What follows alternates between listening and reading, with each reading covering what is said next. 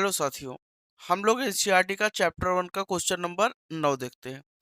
Question number 9 में कहा है किसी निकाय में दो आवेश क्यू ए 2.5 गुरुत्व 10 घात माइनस 7 कूलाम व क्यू बी माइनस 2.5 गुरुत्व 10 घात माइनस 7 कूलाम क्रमशः दो बिंदुओं ए जिसका निर्देशांक दिया 0, माइनस 15 सेंटीमीटर और बी 0, प्लस 15 सेंटीमीटर पर स्थित है। निकाय के कुल आवेश तथा वैद्युत द्विध्रुव आघूर्ण का परिकलन कीजिए। तो आइए हम लोग यहाँ पर ध्यान देते हैं, निकाय के कुल आवेश तथा वैद्युत द्विध्रुव आघूर्ण का परिकलन कीजिए।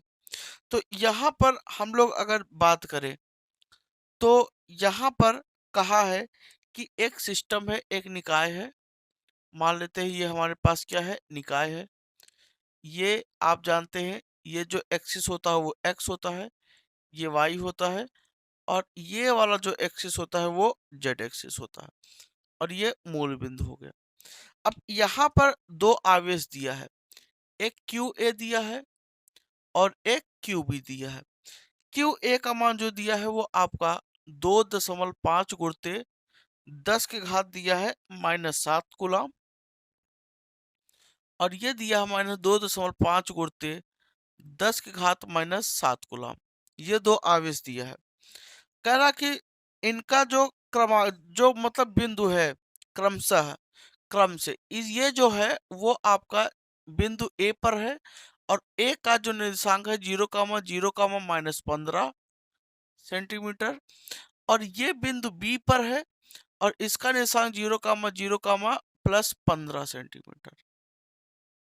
ठीक है ना। तो अगर ध्यान दे तो ये वाला जो निर्देशांक होता है वो एक्स एक्सिस को, ये वाई और ये जेड एक्सिस।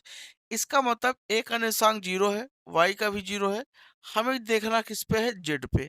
कुल मिला के ये कहना चाहता है कि ये दो के दोनों आवेश जेड वाले एक्सिस पर रखे हैं। तो जेड एक्सिस आपका ये होता है। अगर ये जेड का प्लस एक्सिस होता है तो इधर क्या होगा, जेड का माइनस होगा।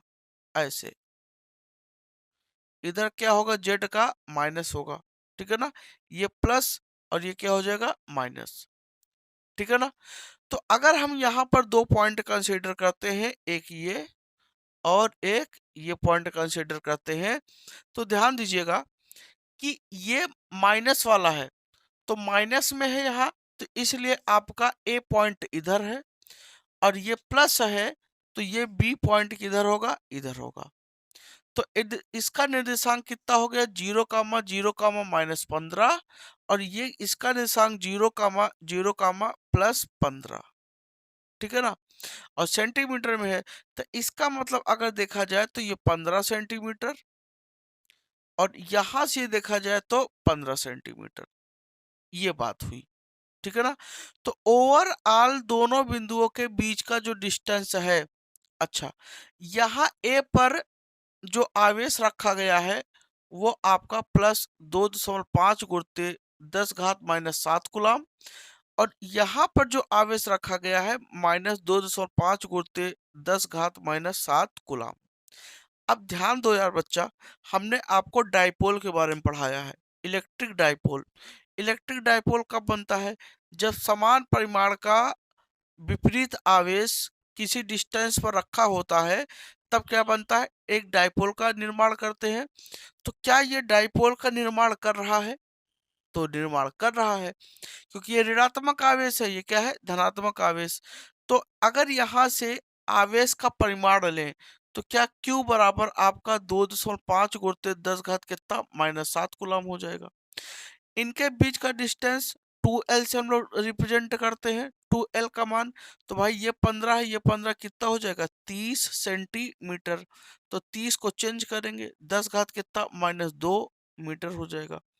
इसी को 2L बराबर हम लिख सकते हैं 3 गुणते इसे 10 लिख सकते हैं, ये 10 घात -2 मीटर और इसी को हम लिखेंगे 3 गुणते 10 घात -1 मीटर। समझ में आया कि नहीं, इसका घात कितना है, 1। अब यहाँ पर क्या कहा है कि द्विध्रुव आघूर्ण का परिकलन करो। तो भाई द्विध्रुव आघूर्ण तो इसको P से लिखते हैं, तो P बराबर Q इंटू क्या होता है, 2L होता है, इलेक्ट्रिक डायपोल आपका। तो P बराबर आपका Q का मान कितना है, 2.5 गुणते 10⁻⁻7 और 2L का मान 3 गुणते 10⁻⁻1। 25 या 75, 7.5 हो जाएगा। और यहां से अगर देखें तो 10⁻⁻8 हो जाएगा। अब आवेश का मात्रा कूलाम और दूरी का मात्रा मीटर, कूलाम इंटू मीटर। तो ये क्या हो गया, इसका आंसर हो गया कूलाम इंटू मीटर। अब बच्चा आप बताओ, ये जो P होता है एक सदिश राशि होता है। कैसी राशि होता है, सदिश राशि होता है। अगर सदिश राशि हो तो इसका दिशा क्या होगा, डायपोल का डायरेक्शन क्या होगा। तो आपको हमने बताया है कि जो डायपोल का डायरेक्शन होता है वो हमेशा माइनस से कहाँ होता है, प्लस की ओर। तो ये क्या है, माइनस, माइनस से प्लस की ओर। इसका मतलब कि हम लोग यहाँ क्या लेंगे, बी से कहाँ, ए की ओर, बी से ए की ओर, या हम लोग लिख सकते हैं माइनस से प्लस की ओर। जो इसकी दिशा है, दिशा क्या, माइनस से प्लस की ओर, ऋणात्मक आवेश से धनात्मक आवेश की ओर, ठीक है ना, निगेटिव चार्ज से पॉजिटिव चार्ज की ओर, पॉजिटिव चार्ज की ओर। तो ये हो सकता है, या हम इसी को क्या कहते हैं, बी से ए की ओर, बी से ए की ओर, बी से ए की ओर। तो ये क्या हो गया बच्चा, डाइपोल का हो गया, ठीक है ना। तो ये क्वेश्चन नंबर 9 का क्या था, सोल्यूशन था, ठीक है।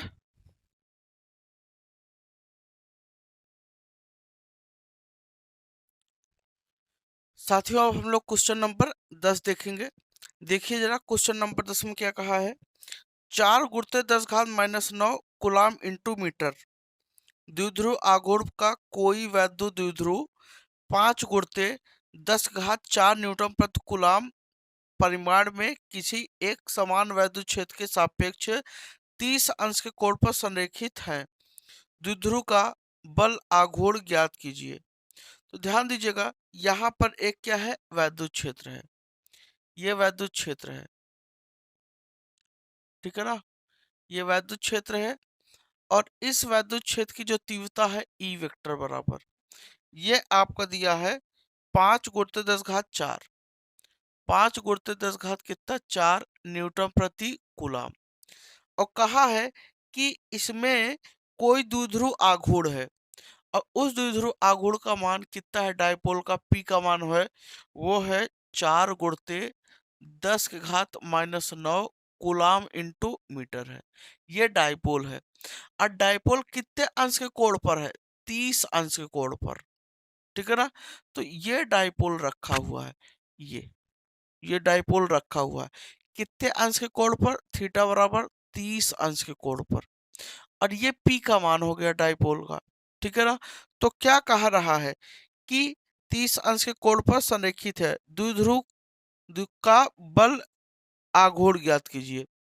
तो आप जानते हैं कि जो बल आघूर्ण होता है बच्चा, बल आघूर्ण, बल आघूर्ण को लिखते किससे हैं, बल आघूर्ण को हम लोग लिखते हैं टाउ से, ठीक है ना, टाउ ज्ञात करना है। अब टाउ बराबर आपको हमने बताया है पी ई साइन थीटा होता है, टाउ बराबर क्या होता है, पी ई साइन थीटा। तो टाउ बराबर पी का मान कितना है, 4 गुणित 10⁻⁹, और ई का मान कितना है, 5 गुणित 10 कितना, 4।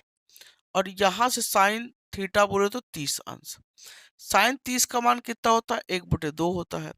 तो 4 पंचौक 20 हो जाएगा। तो 20 गुणित 10 अगर यहाँ से घटा दें तो -5, और साइन 30 का मान 1/2। अगर आप इसे काटे तो कितने बार जाएगा, क्या कहते हैं, 10 बार जाएगा। तो यहाँ से क्या हो जाएगा, टाउ बराबर 10 गुणित 10⁻⁻5, इसका घातिक हो गया। तो यहाँ से जो वैल्यू आया, टाउ बराबर आपका कितना हो जाएगा, 10⁻⁻4। तो ये क्या हो गया, टाउ का मान हो गया। अब टाउ का यहाँ मात्रक क्या होता है, तो देखिए बच्चा, इसका जो मात्रक होता है ये आघूर्ण है, और आघूर्ण का मात्रक न्यूटन इंटू मीटर होता है, हमने आपको पढ़ाया हुआ है। तो ये न्यूटन इंटू मीटर, तो ये बच्चा आघूर्ण का मान हो गया। ठीक है ना? तो यहाँ पर ये आपका क्वेश्चन नंबर 10 का ये आंसर है। ठीक है? तो उम्मीद करता हूँ ये आपको एकदम क्लियर हुआ होगा। ठीक है ना? अब हम लोग क्वेश्चन नंबर क्या देखेंगे? 11 देखेंगे।